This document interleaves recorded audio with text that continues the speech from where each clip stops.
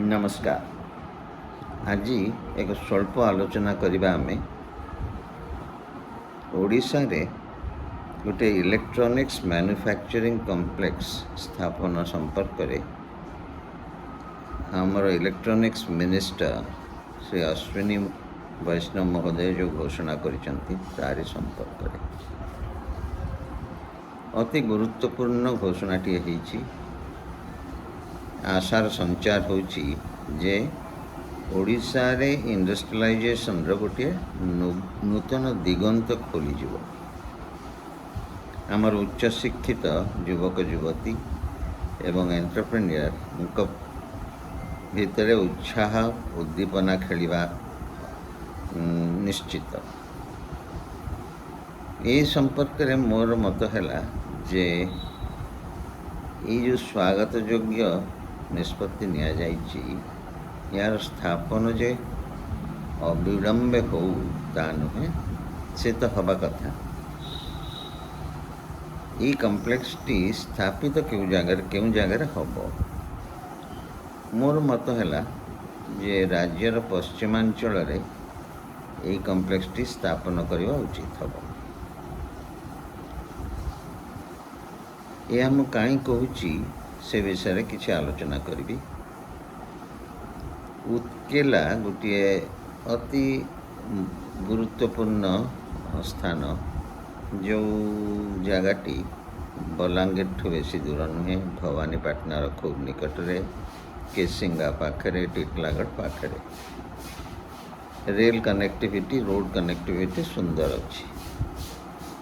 अनेक वर्ष धरी उत्केला रे गोटे विमान बंदर है विमान सेवा सेठू आरंभ हम एक आम शुणी आसीचु, किंतु ए दिगरे जेते तत्परता देखा कथा ता हो पारे।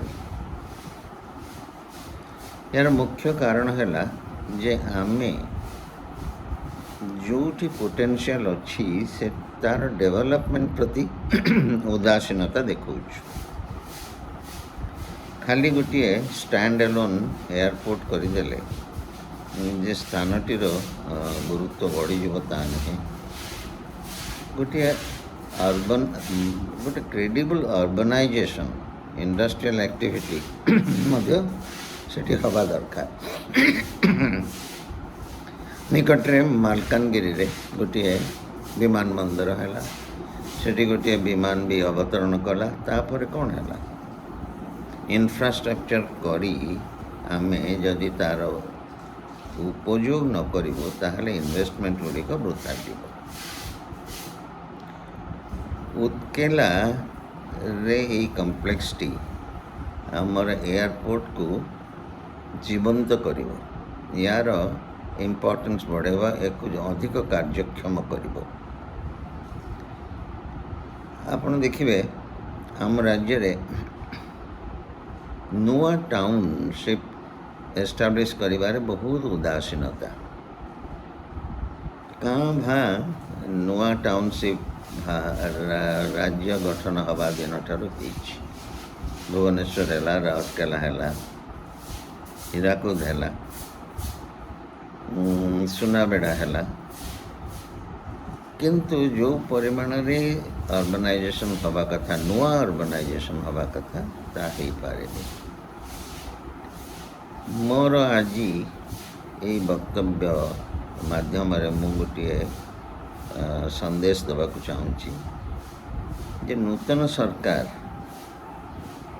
उत्केला को गोटे सुंदर आधुनिक नगर रे परिणत करंतु।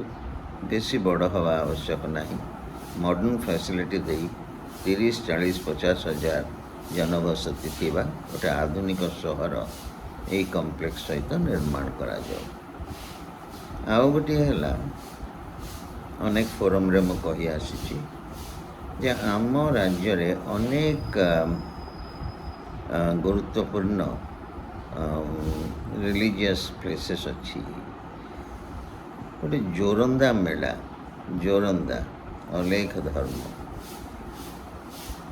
जोरंदा रे गोटे आधुनिक सहर कहीं निर्माण होनी। 30-40 हजार जनबसती विशिष्ट घटगाँ माँ तारिणीଙ୍କ ପାଇଁ ଅଜସ୍ର ଭକ୍ତ ସେଠି ଆସୁଛନ୍ତି, ଅଥଚ ଆମେ ସେହି ମନୋରମ ପରିବେଶ ଭିତରେ ଗୋଟିଏ କ୍ଷୁଦ୍ର ସହର ନିର୍ମାଣ କରିପାରୁନାହିଁ।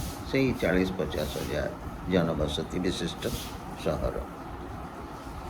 ଗୋନାସିକା ହେଉ, ଘଟଗାଁ ହେଉ, ଚକାପାଦ ହେଉ, ଜୋରନ୍ଦା ହେଉ, ଗୁପ୍ତେଶ୍ୱର ହେଉ, ନୃସିଂହନାଥ ହେଉ, ଏମିତି କେତୋଟି ଜାଗାରେ ତୁରନ୍ତ ଆମେ ନୂତନ ସହର ନିର୍ମାଣ କରିବା ପାଇଁ ଆଗେଇ ଆସିବା ଦରକାର।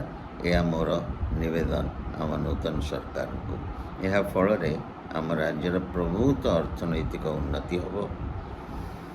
ତେଣୁ ଆଜି ଯେଉଁ ବିଷୟଟି ମୁଁ ଉତ୍ଥାପନ କଲି ଉତ୍କେଲା ସମ୍ପର୍କରେ, ସେ ତା'ର ଗୁରୁତ୍ୱ ସମସ୍ତେ ଅନୁଭବ କରିବା ଦରକାର ଏବଂ ଆମକୁ ଆଗେଇ ଯିବା ଦରକାର। ଧନ୍ୟବାଦ।